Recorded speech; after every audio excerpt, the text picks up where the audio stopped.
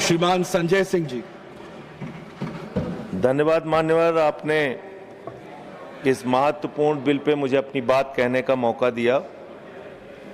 मान्यवर, मैं अपनी बात की शुरुआत नीट पेपर लीक के कारण जिन 21 बच्चों ने आत्महत्या करके अपनी जान दी, उनको सर झुका के नमन करते हुए, श्रद्धांजलि देते हुए अपनी बात शुरू करना चाहता हूं। मैं उन लोगों को भी श्रद्धांजलि देना चाहता हूं जो पिछले 10 साल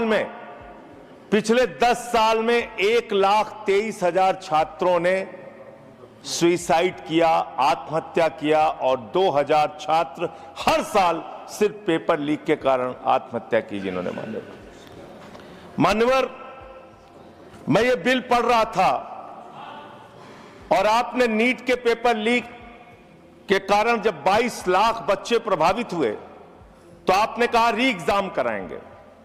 पहली बार जब आपने एग्जाम कराया तो 22,80,000 बच्चे उसमें बैठे थे, लेकिन दोबारा जब आपने री एग्जाम कराया तो उसमें मात्र 20 लाख बच्चों ने हिस्सा लिया।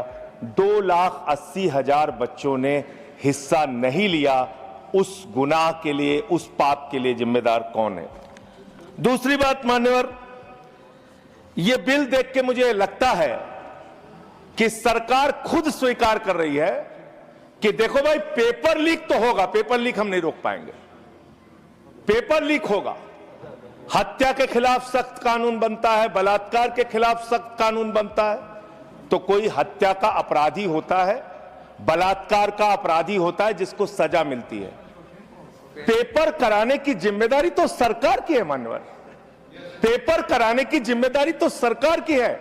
आपको अपने ऊपर कॉन्फिडेंस ही नहीं है कि आप ऐसा पेपर कराएंगे जिसमें पेपर लीक ना हो। यह आपको कॉन्फिडेंस नहीं, इसलिए आप ये कानून लेके आए। कानून में लिखा क्या है?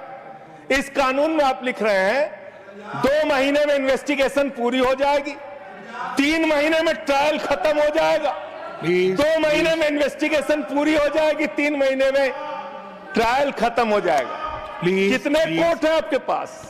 पूरे देश में कितने जजेस हैं आपके पास? फास्ट ट्रैक कोर्ट की असलियत मान्यवर पता है आपको? 2.5 lakh cases fast track court के अंदर पेंडिंग पड़े हुए हैं। यह आपकी हकीकत है। फास्ट ट्रैक कोर्ट की हालत यह है, एक लड़की एसिड विक्टिम, शाहीन नाम है उसका, 15 साल तक फास्ट ट्रैक कोर्ट में उसका मुकदमा चला और 15 साल के बाद सारे के सारे आरोपी बरी हो गए। क्या फास्ट ट्रैक कोर्ट की बात आप कर रहे हैं?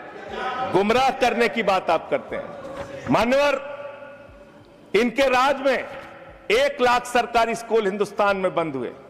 1,20,000 सरकारी स्कूल ऐसे हैं जिसमें एक टीचर है। 98,000 सरकारी स्कूल ऐसे हैं जिसमें बच्चियों के लिए टॉयलेट का इंतजाम नहीं है।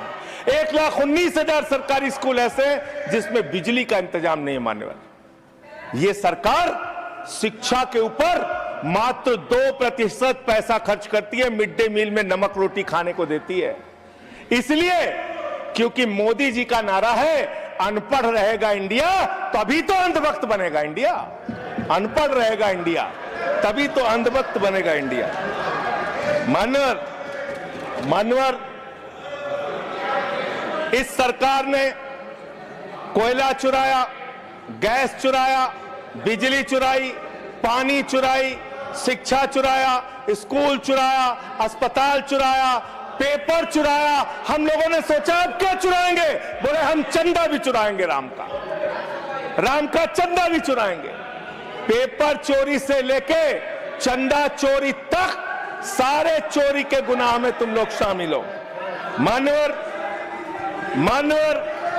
किसान आंदोलन करता है तो खालिस्तानी हो जाता है, किसान आंदोलन करता है तो खालिस्तानी हो जाता है, मुसलमान आंदोलन करता है तो पाकिस्तानी हो जाता है, नौजवान आंदोलन करता है तो चाइनिस्तानी हो जाता है। लेकिन मैं इस सरकार के बारे में कहना चाहता हूं, जो लोग AK-47 चलाते हैं, छात्रों के सर पे लाठियां चलाते हैं, आंसू गैस के गोले छोड़ते हैं, वो सरकार आतंकवादियों जैसा आचरण कर रही है, आतंकवादियों जैसा व्यवहार कर रही है। मैं ये कहना चाहता हूं। मान्यवर, प्लीज कंक्लूड, प्लीज। मान्यवर, मैं आपके माध्यम से इनको एक सुझाव देना चाहता हूं।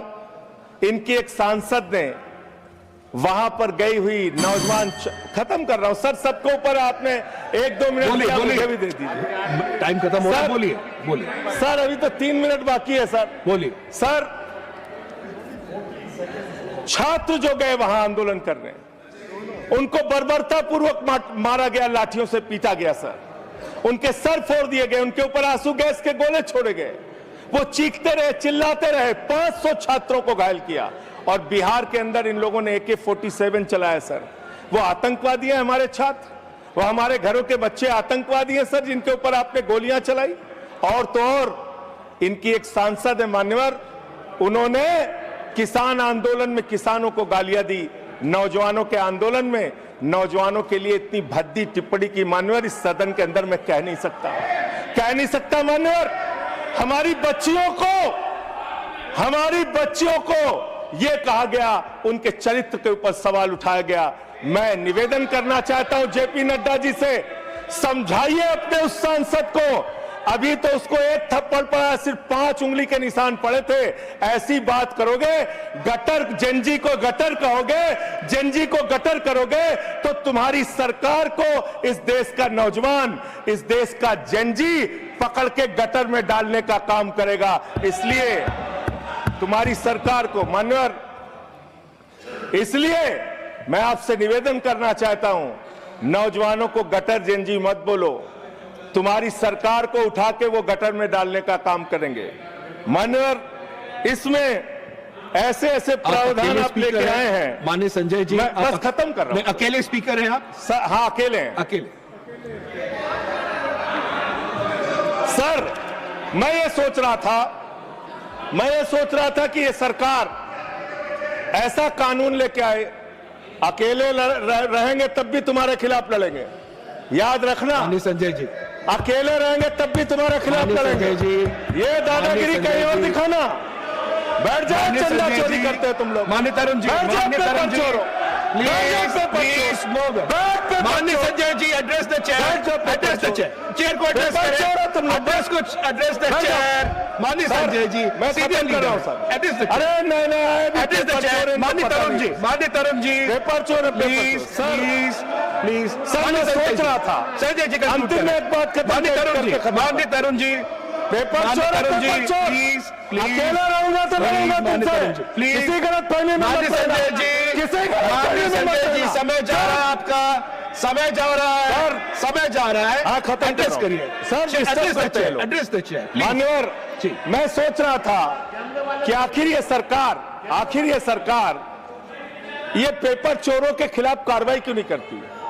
मुझे ये पता चला मान्यवर, ईडू टेस्ट नाम की एक कंपनी, खत्म कर रहा हूं, ईडू टेस्ट नाम की एक कंपनी जो गुजरात के अंदर ब्लैक लिस्टेड हुई, उससे बिहार में पेपर कराया गया, वहां भी ब्लैक लिस्टेड हुई, उसी से यूपी में पेपर कराया गया, वहां से भी ब्लैक लिस्टेड हुई। तो जो पेपर चोर हैं वो अहमदाबाद में ब्लैक लिस्ट हुए, बिहार में ब्लैक लिस्ट हुए, यूपी में पेपर चोरी की, क्योंकि उनको पेपर कराने का ठेका इसलिए मिलता है क्योंकि उनका संबंध, खत्म कर रहा हूं सर, 30 सेकंड सर, 30 सेकंड।